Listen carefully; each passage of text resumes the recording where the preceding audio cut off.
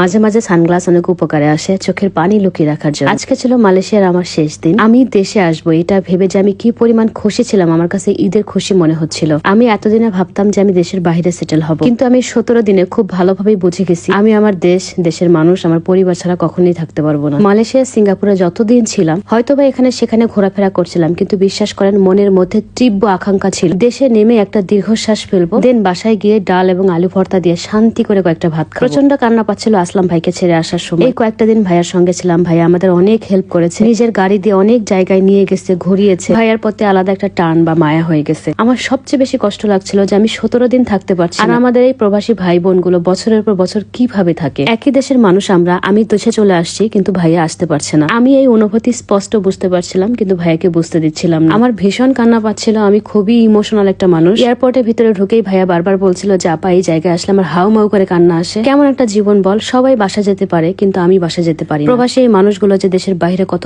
কষ্ট করে এটা যদি আপনারা একটু কাছ থেকে দেখতেন।